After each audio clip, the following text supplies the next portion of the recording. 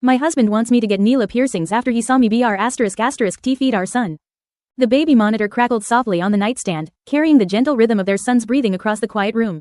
Maya sat at the edge of the bed, her fingers absently tracing the hem of her nursing tank top, watching the digital clock flip to 2:47 a.m. Another night of broken sleep, another feeding session completed, another moment of wondering who she was becoming in this strange new world of motherhood. Beside her, Daniel stirred, reaching out instinctively even in sleep. His hand found her hip, warm and familiar, and she felt the complicated tangle of emotions that had become her constant companion these past 4 months. Love, exhaustion, gratitude, resentment, desire, numbness, all of it swirling together like colors that wouldn't quite blend. She eased back under the covers, careful not to wake him, though she knew he'd be up in a few hours anyway. They'd developed this strange dance of considerate silence, each trying not to burden the other with their own struggles, each trying to be the strong one.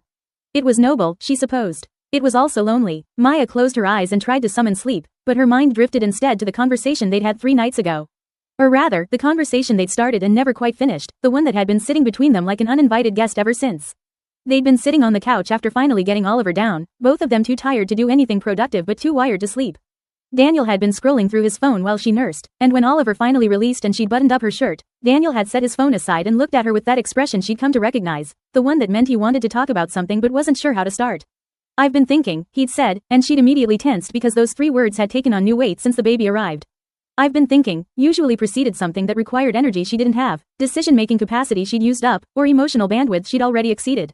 "About what?" she'd asked, trying to keep her voice neutral. He'd reached for her hand, threading his fingers through hers, and she'd felt her guard lower slightly. Whatever it was, he was being gentle about it. "About us," he'd said. "About intimacy. About how we're adjusting." Maya had felt her throat tighten. They'd attempted sex twice since Oliver's birth, both times ending in mutual frustration and whispered apologies.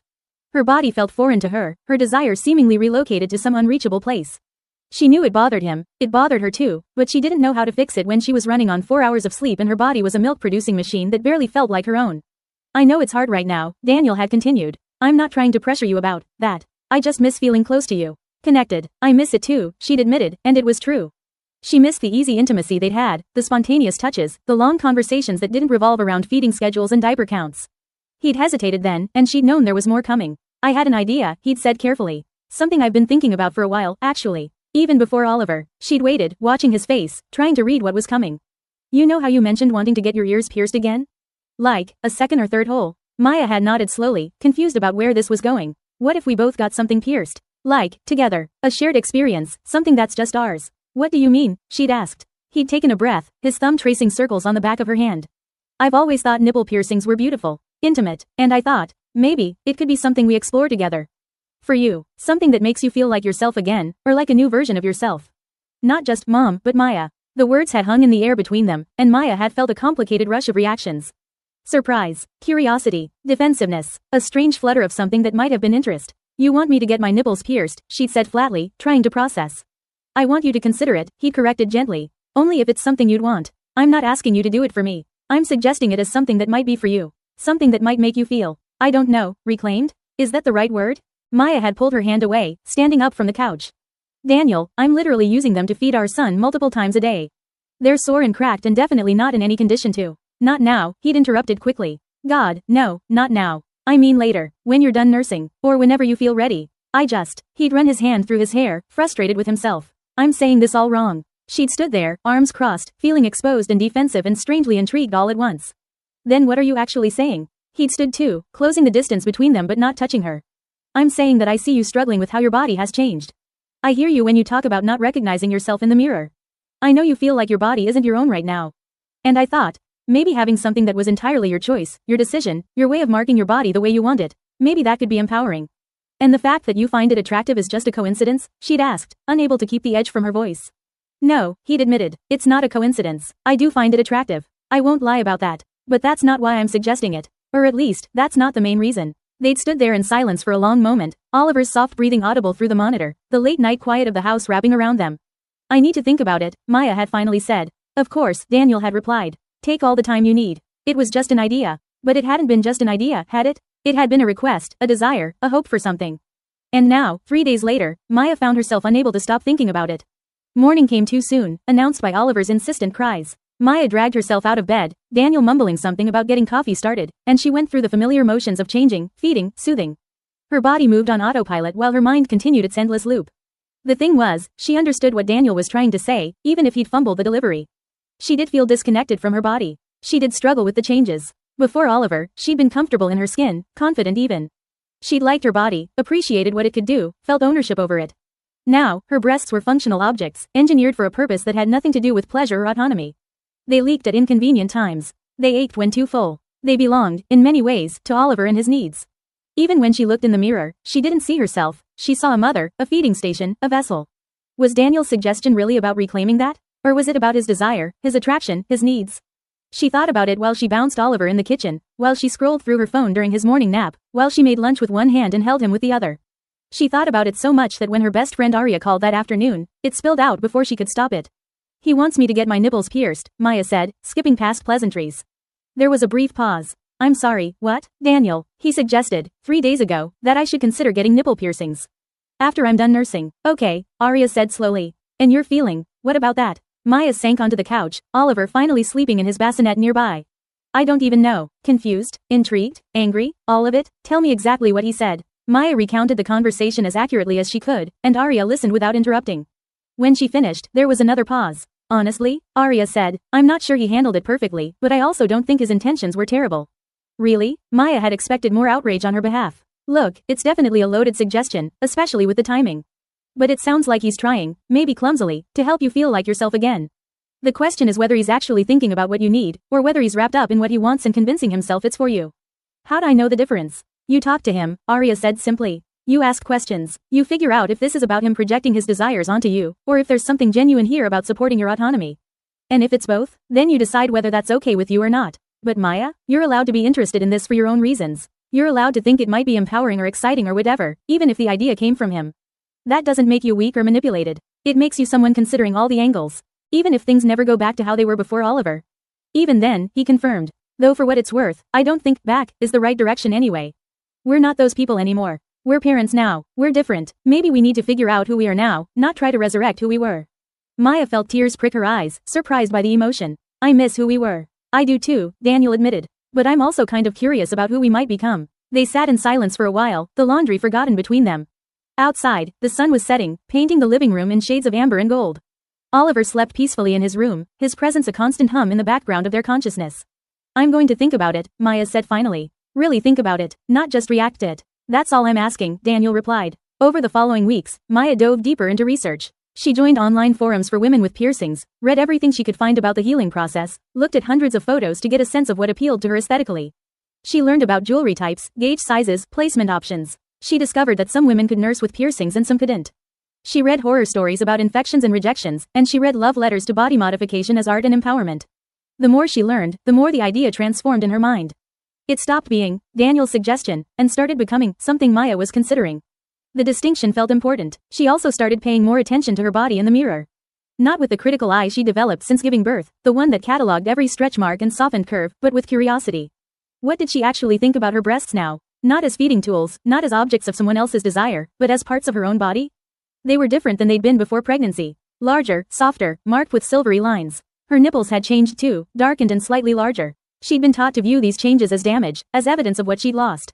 But what if they were just changes? What if her body wasn't ruined, just different? One night, about a month after Daniel's initial suggestion, Maya stood in front of the bathroom mirror after a shower, really looking at herself. She tried to imagine small metal barbells through her nipples. Would they look right on her body as it was now? Would they complement the changes or fight against them? To her surprise, she found herself thinking they might look good. Not in a trying to be sexy way, but in an interesting, intentional way. Like punctuation marks on a sentence, adding meaning and emphasis. She was still standing there, lost in thought, when Daniel knocked softly on the bathroom door. You okay in there? Maya grabbed her robe and opened the door. Yeah, just thinking. About anything in particular? She studied his face, looking for pressure or expectation, but found only genuine curiosity. About what I want, she said. About who I want to be. And I'm still figuring it out. Daniel nodded, accepting this. Want some tea? I just put the kettle on. They went downstairs together, moving through the familiar routine of evening tea, and Maya felt grateful for the space he was giving her. The pressure she'd feared, the sense that he was waiting impatiently for a decision, wasn't there. He'd planted the seed and stepped back, trusting her to tend it or let it wither as she chose. That trust, she realized, might be the most important part of all of this. When Oliver was 5 months old, Maya's mother came to visit for a week. It was simultaneously helpful and exhausting, an extra pair of hands but also someone else's opinions and expectations to manage. On the third day of the visit, after Oliver was down for his afternoon nap, Maya's mother cornered her in the kitchen. You seem different, her mother said, arranging cookies on a plate with unnecessary precision. Different how? Maya asked, though she knew this conversation was coming. Her mother had a way of working up to things. I don't know. Distant maybe? Like you're thinking about something all the time. Maya considered deflecting but decided against it. I am thinking about something. Daniel suggested I do something, and I'm trying to figure out if it's what I want or just what he wants. Her mother looked up, interest sharpening her features. What did he suggest? Maya hesitated. Her mother was progressive in some ways, conservative in others, and it was hard to predict which side would win out on any given topic. But she needed to talk to someone besides Arya, someone with a different perspective. He thinks I should get my nipples pierced. After I'm done nursing Oliver. Her mother's eyebrows rose, but to her credit, she didn't immediately react with horror. That's specific. Why does he think that? He says it's about helping me feel like myself again. About reclaiming my body. And what do you think it's about? I think it's partly that, Maya admitted. But I also think he finds the idea attractive. And I'm trying to figure out if those two things can coexist or if one cancels out the other. Her mother was quiet for a long moment, arranging and rearranging the cookies. Finally, she said, when you were born, my body changed in ways I wasn't prepared for. I'd always been thin, athletic. Afterward, I had this soft belly, these stretch marks, breasts that sagged differently. Your father said all the right things, that I was beautiful, that he loved my body, that the changes didn't matter. But, Maya prompted, sensing there was more, but I didn't believe him. I thought he was just being kind. It took me years to realize he was telling the truth. He genuinely found my changed body attractive. And more importantly, it took me years to realize that his opinion, while nice to have, wasn't actually the point. The point was how I felt about my own body. So what are you saying? I'm saying that Daniel's motivation doesn't actually matter that much. What matters is whether you want to do this. If you decide you want piercings because they'll make you feel powerful or beautiful or interesting or whatever, that's valid. If his attraction to the idea is a factor you consider, that's also valid. But if you're only doing it because he wants you to, then don't. How'd I know the difference? Maya asked. You ask yourself. If Daniel had never suggested this, would I ever have thought about it on my own? And if the answer is no, that doesn't necessarily mean you shouldn't do it. Sometimes the best things in life come from suggestions we wouldn't have thought of ourselves. But it does mean you need to be careful about your reasons. Maya thought about this. Would she have ever considered nipple piercings on her own? Probably not, but she also wouldn't have considered a lot of things she'd ended up doing, trying sushi, taking that pottery class, moving across the country for Daniel's job. Suggestions weren't inherently bad, the question was whether she was making the final decision for herself. I think I might want to do it, Maya said slowly. Not to make Daniel happy, though I hope it will, but because I like the idea of choosing something for my body. Of marking it intentionally. Her mother smiled. Then it sounds like you have your answer. I'm still scared though. What if I hate it? What if I regret it? Then you take them out, her mother said simply. It's not a marriage, Maya. It's just jewelry. You can change your mind. The simplicity of that statement was oddly freeing. It wasn't a marriage. It wasn't a permanent commitment she could never escape. It was just a choice, one she could unmake if it turned out to be wrong. After her mother left, Maya felt a shift in her thinking. The question was no longer, should I do this, but when do I do this? She still wanted to wait until she was done nursing. That felt important, a clear demarcation between the body as feeding source and the body as her own. But she was starting to make peace with the decision. She brought it up with Daniel again one evening, about 2 weeks after her mother's visit. I think I'm going to do it, she said without preamble. They were washing dishes together, Oliver playing on his mat nearby, and she appreciated the mundane domesticity of the moment. This didn't need to be a big dramatic conversation. Daniel's hands stilled in the sudsy water. The piercings? Yeah, but I have conditions. Okay, he said carefully. Tell me. First, I need you to understand that this decision is mine. I'm making it because I want to, not because you want me to. If at any point it starts to feel like I'm doing it for you, I'm going to back out. Understood. Second, when I do it, I'm going alone. Or with Arya. This needs to be something I do for myself, without you there watching or being part of the experience. She saw the disappointment flicker across his face, but he nodded. That makes sense. Third, you don't get input on the jewelry. I choose what goes in my body. Of course. Fourth, during the healing process, which can be 6 months to a year, they're completely off limits. No touching, no comments about them, no requests involving them. They need to heal, and I need to get comfortable with them on my own terms first. That's a long time, Daniel said quietly. I know. Can you handle that? He was quiet for a moment, really considering the question. Yeah, he finally said. I can handle that. This isn't about instant gratification, Maya. If you need a year to make them yours first, then that's what you need. And finally, Maya continued, I need you to be genuinely okay with the possibility that I get them and then decide I don't like them and take them out. This can't be something I feel stuck with because you've built it up in your head. Your body, your choice, Daniel said firmly. Always. If you love them, great. If you hate them, you take them out. If you're ambivalent, you figure it out. But whatever you decide, I support it. Maya studied him, looking for any sign of manipulation or hidden agenda, but she found only sincerity. Maybe that was enough. Maybe trust was always a bit of a leap. Okay then, she said. I'll do it, when I'm ready, after Oliver weans. Daniel smiled, and there was joy in it but also something that looked like pride. Thank you for telling me. Don't thank me yet, Maya warned. I might chicken out. You won't, Daniel said with surprising confidence. When you make a decision, you follow through. It's one of the things I love about you. The months that followed were full of the usual chaos of life with an infant who was rapidly becoming a toddler. Oliver learned to sit up, to crawl, to pull himself standing. He started eating solid foods, making magnificent messes that left Maya laughing despite the cleanup. He began sleeping through the night more consistently, giving Maya precious hours of uninterrupted rest that felt like luxury. And slowly, gradually, Maya started to feel like herself again. Not the self she'd been before Oliver, that woman was gone, transformed by the experience of growing and birthing and nurturing another human. But a new self, one who was both mother and woman, both caretaker and individual. She started exercising again, not to lose the baby weight but to feel strong. She took up journaling, processing her thoughts and feelings on paper. She went out with Arya for dinner and actually enjoyed herself instead of just counting the minutes until she could get home to Oliver. She started laughing more, sleeping better, feeling more present in her own life. And through it all, the idea of the piercings sat in the back of her mind, waiting patiently. She didn't obsess over it, didn't talk about it constantly, but she also didn't forget. It was there, a decision made, just waiting for the right time. Daniel, true to his word, didn't bring it up again. He supported her in other ways, taking Oliver for long walks so she could have alone time, doing more than his share of household tasks, being patient with her continued hesitance around physical intimacy. They were rebuilding their relationship slowly, learning how to be partners and parents simultaneously, figuring out how to make space for both roles. When Oliver was 8 months old, they managed a weekend away, just the two of them, Oliver staying with Maya's mother. It was strange being without him, like missing a limb, but it was also liberating. For 48 hours, they were just Maya and Daniel again. They slept late, had leisurely meals, took long walks without having to navigate a stroller. They talked about things that weren't baby-related. They laughed at inside jokes they'd almost forgotten. And on the second night, after dinner and wine and a long bath, they made love for the first time in months. It wasn't like it had been before Oliver. It was slower, more careful, marked by an awareness of changed bodies and shifted dynamics. But it was good in a new way, intimate in a deeper sense. They were connecting not as the people they'd been but as the people they were becoming.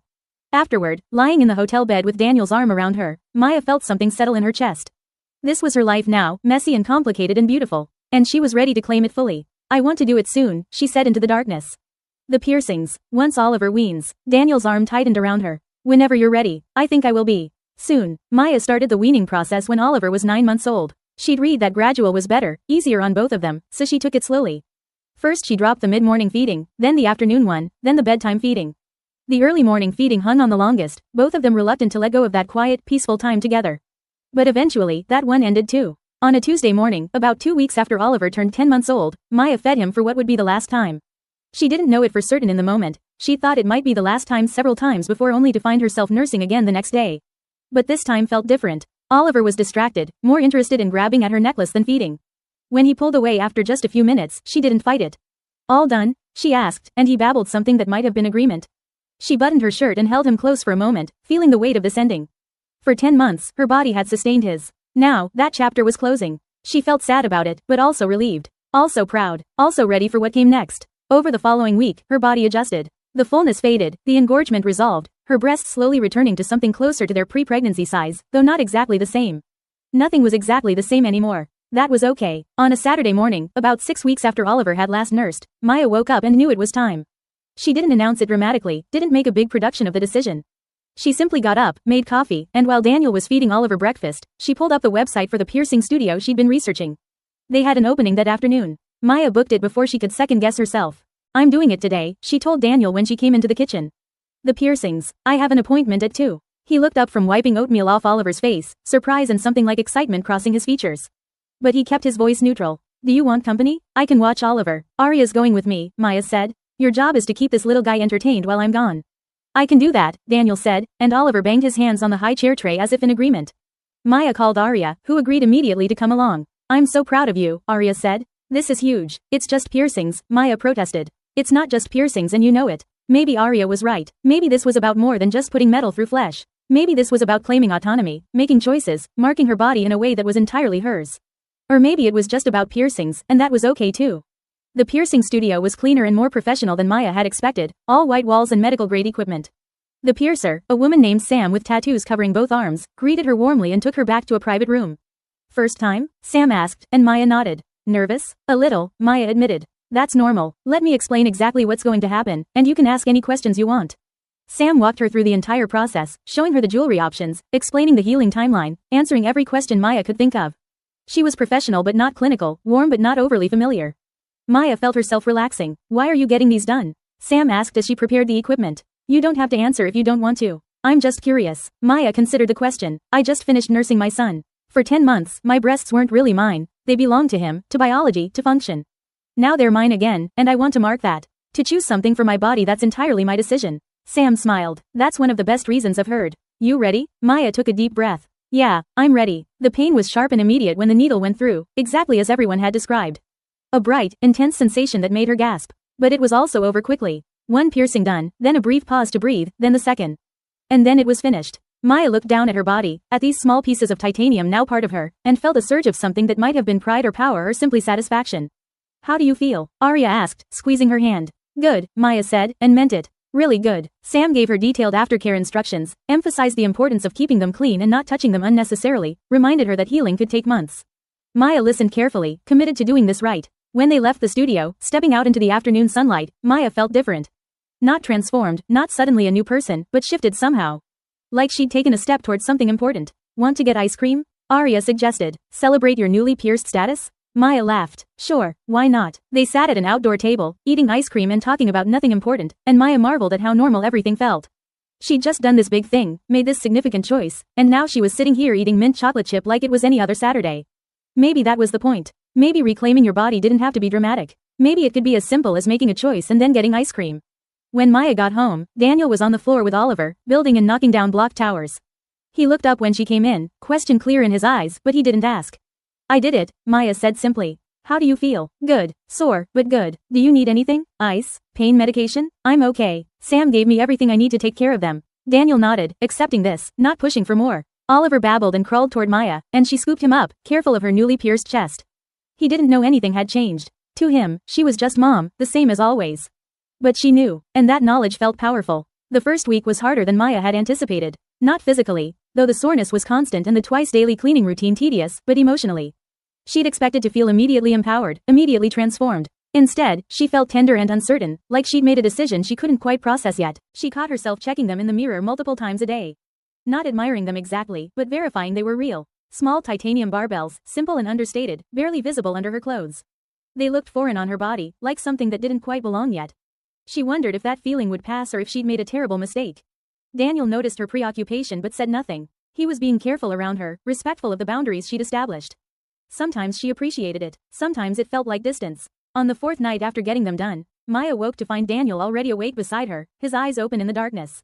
Can't sleep? She whispered. Just thinking, he replied. About what? He was quiet for a long moment. About whether I made things harder for you. By suggesting this, Maya rolled onto her side to face him properly. What do you mean? I mean, you did this thing that was supposed to be empowering, and now you seem.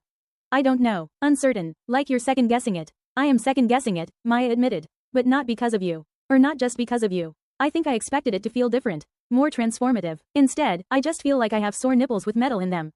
Daniel's mouth twitched. That's an accurate description. Despite herself, Maya smiled. I'm told it takes time. That's what Sam said, and what everyone online says. The healing isn't just physical. Do you regret it? I don't know yet, Maya said honestly. Ask me again in a few months. They lay there in the darkness, Oliver's breathing soft through the monitor, and Maya felt grateful for the honesty between them. They'd been through too much in the past year to waste energy on pretending. The following week brought a new challenge when Oliver came down with his first real illness, a fever that spiked to 103 and left him miserable and clingy. Maya spent 3 days barely sleeping, holding him while he cried, offering comfort in whatever form he'd accept. Her own discomfort became background noise, something to manage around the more pressing need of caring for her sick child. It was during one of those long nights, pacing the nursery with Oliver heavy and hot against her chest, that something shifted in Maya's thinking. She'd been so focused on what the piercings meant symbolically, so caught up in whether they were empowering or performative, that she'd forgotten they were also just piercings. They existed on her body whether she examined their meaning or not. They were hers, and they would be what she made of them. By the time Oliver's fever broke, Maya felt different about the metal in her chest. Not transformed exactly, but more accepting. They were part of her now, for however long she chose to keep them. That was enough. When Arya stopped by a week later with coffee and pastries, she found Maya in a better headspace. You look more relaxed, Arya observed, settling onto the couch while Oliver played with blocks on the floor. I think I'm finally past the, what have I done, phase, Maya said. Now I'm just in the, healing and seeing what happens phase. That's progress. How's Daniel handling the off-limits situation? Maya smiled wryly. Better than I expected, honestly. He hasn't mentioned them once since I got them done. Hasn't asked to see them, hasn't made any comments. It's like they don't exist for him. Is that what you want? I think so. I don't know. Part of me appreciates the space. Part of me wonders if he's lost interest now that the fantasy is reality. Have you considered that he's just respecting your boundaries? Arya suggested gently. Of course he is, but I guess I didn't expect him to be so thorough about it. Arya gave her a knowing look. You're allowed to change your mind about the boundaries, you know. If you want him to be more involved or aware or whatever, you can tell him that. I'm not ready for that yet, Maya said quickly. Then don't be, but keep the option open in your mind. Relationships aren't contracts where everything is fixed and immutable. They're living things that adjust. After Arya left, Maya thought about that conversation while she went through the evening routine with Oliver. Bath time, story time, the elaborate settling down process that sometimes took 10 minutes and sometimes took an hour. Daniel worked late that night, so it was just her and Oliver, and she found herself grateful for the simplicity of it. When Oliver finally went down, Maya poured herself a glass of wine and settled on the couch with her laptop. She hadn't written in her journal in days, caught up in the chaos of life. Now she opened it and stared at the blank page, trying to articulate what she was feeling. 3 weeks since the piercings, she typed. I thought by now I'd have some grand revelation about my body or my identity or my marriage. Instead, I mostly just think about keeping them clean and trying not to bump them on things. Is that what empowerment looks like? Or is empowerment supposed to feel more dramatic? Maybe I've been thinking about this wrong. Maybe the point wasn't the moment of piercing or even the having of piercings. Maybe the point was the decision itself. The choosing. I spent so long feeling like my body was happening to me, pregnancy happening to me, birth happening to me, nursing happening to me. Even the positive things felt like they were just occurring rather than things I was actively doing. But this was active. This was me saying, I want this for my body. Not because I have to, not because biology demands it, not because someone else needs it. Just because I want it. That probably should feel more triumphant than it does. But maybe that's okay. Maybe choosing yourself doesn't have to feel like fireworks. Maybe it can just feel like choice. Maya closed the laptop and sipped her wine, feeling something settle in her chest. She pulled out her phone and texted Daniel. What time do you think you'll be home? His response came quickly. About an hour. Everything okay? Yeah, just wanted to know. When he arrived home, she was still on the couch, the wine glass empty beside her. He kissed the top of her head in greeting, a gesture so familiar and comfortable that she felt herself relax into it. Long day? She asked. The longest. How was Oliver? Fussy at bedtime, but he's down now. He missed you. I missed him too. And you. Daniel settled beside her on the couch, close enough that their shoulders touched. They sat in comfortable silence for a few minutes, the house quiet around them. Can I tell you something? Maya said finally. Always. I think I've been overthinking the piercing thing. Like, way overthinking it. Turning it into this huge symbolic moment when maybe it's just what it is. What is it? Daniel asked. Jewelry. Choice. Something I did for reasons that made sense to me at the time and still mostly makes sense now. But not some grand transformative experience. Does it need to be? I thought it did. I thought there would be this moment where suddenly I felt like myself again. But I'm realizing that's not how it works. I've been myself all along, just a different version. A changing version. Daniel was quiet for a moment, his hand finding hers. For what it's worth, I think you've been incredibly brave this whole year. Not because of the piercing specifically, but because of how you've handled all of it. The pregnancy, Oliver, the changes, the uncertainty. You've kept showing up even when it was hard. Maya felt tears prick her eyes, unexpected and sharp. It's been really hard. I know. I see that. Do you? Because sometimes I feel like I'm drowning and you're just watching from the shore. The words came out harsher than she intended, but once they were spoken, she couldn't take them back. She felt Daniel stiffen slightly beside her. Is that really how you feel? He asked quietly. Maya considered lying, smoothing it over, but what was the point? They were past that now. Sometimes, yeah, not all the time, but sometimes it feels like you got to stay yourself and I had to become someone completely different. And I know that's not entirely fair, but it's how it feels. You're right, it's not entirely fair, Daniel said, and there was an edge to his voice now. I didn't get to stay myself either, Maya. I became a father too. My entire life changed too. I'm exhausted too. I'm struggling too, but I feel like I can't say that because you had it physically harder, so my experience doesn't count. Maya turned to look at him properly, seeing the frustration and hurt in his expression. I didn't know you felt that way. Well, I do, and I'm trying really hard to be supportive and give you space and respect your boundaries, but sometimes I feel like I can't do anything right. Like whatever I suggest or offer or try to do is wrong. That's not, Maya started, then stopped. Was it true? Had she been so caught up in her own struggles that she'd failed to see his? They sat in tense silence for a moment, the comfortable ease from earlier evaporated. Finally, Maya said, I'm sorry. You're right, I've been so focused on my own experience that I haven't made room for yours. And I'm sorry for suggesting something that created more pressure for you, Daniel replied. That genuinely wasn't my intention, but impact matters more than intention. Can we start over? Maya asked. Like, not go back to before Oliver, but figure out how to move forward from here. Both of us, together, instead of in our separate corners? I'd like that, Daniel said. But I need you to tell me how. What do you need from me? Really? Maya thought about it, trying to articulate something she'd barely admitted to herself. I need you to tell me when you're struggling too. I need to know I'm not the only one who feels like they're barely keeping it together. And I need us to stop being so polite and careful with each other. We've been tiptoeing around each other for months, and it's creating distance instead of protecting us. Okay, Daniel said, I can do that, and I need you to trust that when I make suggestions or offers, it's coming from a place of love, even if it's imperfect. I need you to believe I'm on your side. I do believe that, Maya said. I think I just forgot for a while. Daniel pulled her closer, his arm around her shoulders, and she let herself lean into him. We're going to figure this out, he said. It might be messy and imperfect, but we'll figure it out. They stayed like that for a long time, holding each other in the quiet of their living room, and Maya felt something shift between them. Not fixed, not solved, but acknowledged. Sometimes that was enough. The next several weeks brought gradual changes. Maya and Daniel started having regular check-ins, brief conversations where they shared how they were actually doing instead of just managing logistics. Some nights Daniel admitted he was overwhelmed at work and worried about money. Some nights Maya confessed she felt touched out and desperate for space. Some nights they were both okay, and those nights felt like victories. The piercings healed slowly. Maya developed a routine around their care, and they became part of her body in a way that felt less foreign. She still caught herself checking them sometimes, still wondered occasionally if she'd made the right choice, but the uncertainty was softer now. More like curiosity than doubt. When Oliver turned 1, they had a small party in their backyard. Family and close friends, a smash cake that Oliver demolished with enthusiastic glee, presents and laughter and the particular chaos of toddler celebrations. Maya found herself actually enjoying it, present in the moment instead of anxiously managing every detail. At one point, she stood on the deck with a glass of wine, watching Daniel show Oliver how to blow bubbles, and felt a rush of affection so strong it was almost painful. This was her family, imperfect and messy and nothing like she'd imagined, but hers. Her mother came to stand beside her. You look happy, she observed. I am, Maya said, surprised to realize it was true. Not in the way I expected to be, but happy. That's all that matters. Did you ever feel like you lost yourself after having me? Maya asked, like you didn't know who you were anymore? Her mother considered the question. Absolutely. For about 3 years, I felt like I was just functioning, just getting through each day. And then one day I realized I wasn't lost, I was just different. And different wasn't bad, it was just different. When did that realization come? Slowly, and then all at once. Her mother smiled. You'll find your way, Maya. You're already finding it. After everyone left and Oliver was in bed, exhausted from his big day, Maya and Daniel cleaned up the party debris together. It was companionable work, moving around each other with practiced efficiency, and Maya found herself thinking about the year they'd had. Thank you, she said suddenly. Daniel looked up from folding a tablecloth. For what? For being patient with me. For giving me space to figure things out. For not giving up on us even when it was hard. You don't need to thank me for that. We're partners. That's what partners do. Still, I appreciate it. He crossed the room and kissed her, gentle and unhurried. When he pulled back, there was something in his expression she couldn't quite read. What? She asked. I'm just proud of you. Of us. Of what we've built this year. Even though it's been really hard? Especially because it's been really hard. That night, after everything was cleaned and put away, they sat on the back deck with the baby monitor between them, drinking wine and watching the stars. The evening was warm, the air soft with early summer, and Maya felt a contentment she hadn't experienced in months.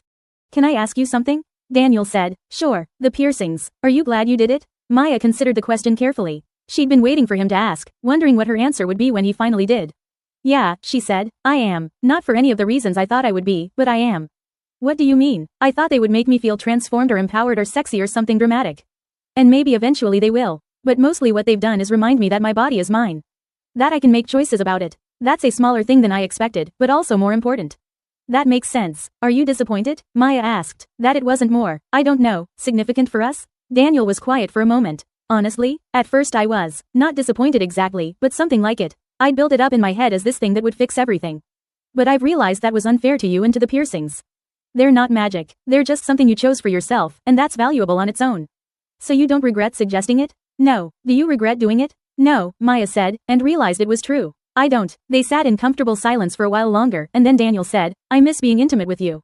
I want you to know that, not as pressure, but just as truth.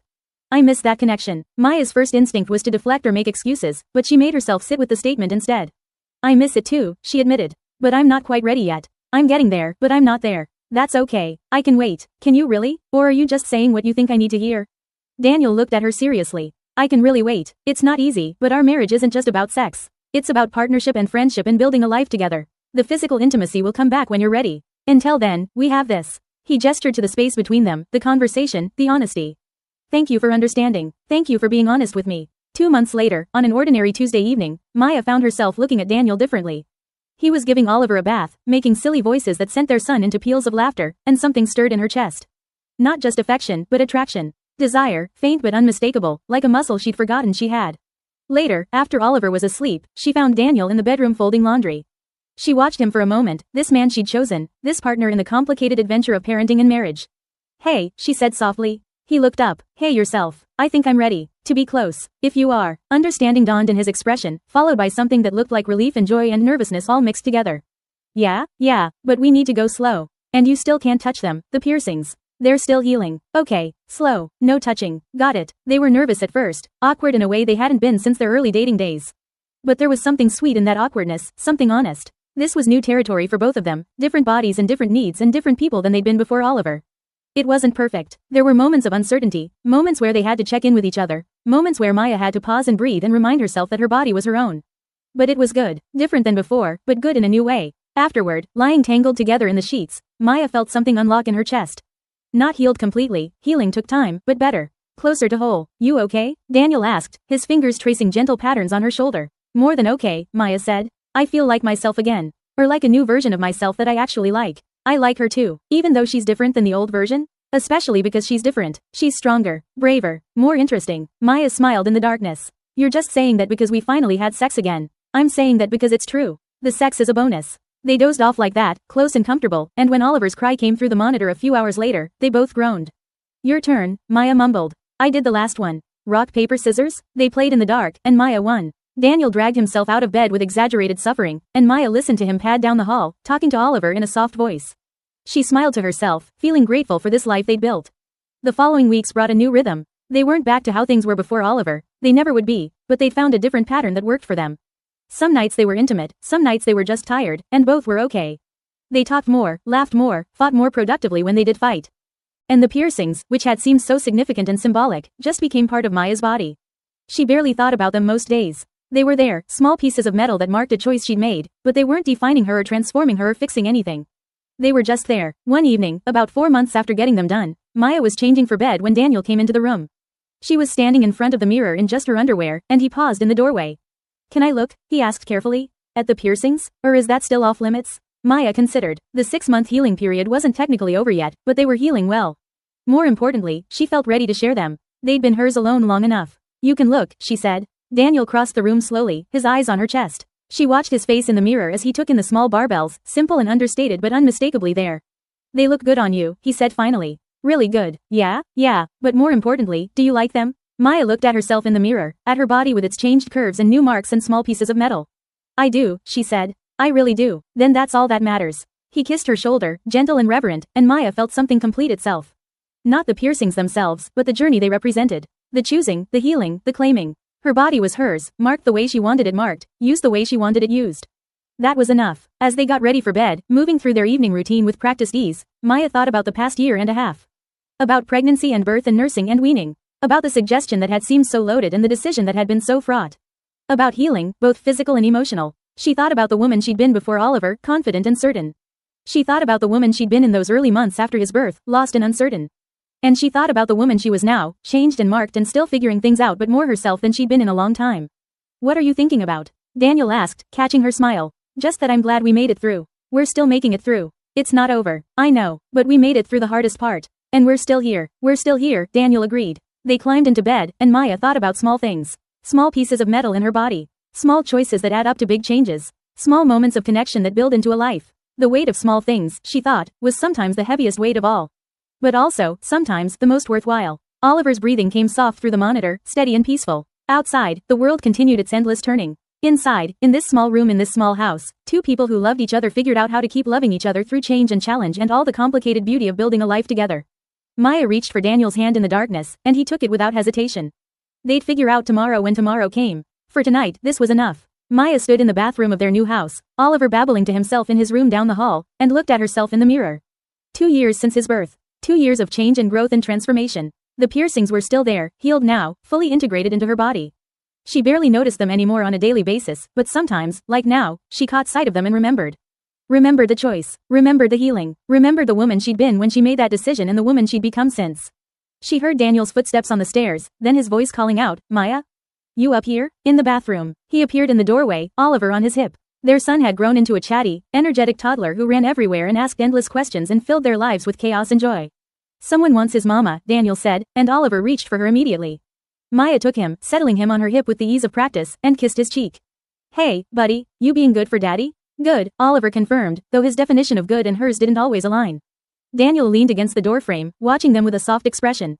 You know what I realized this morning? What? That we're going to be okay. Like, really okay, not just surviving, but actually thriving. Maya looked at him, at their son, at her reflection in the mirror.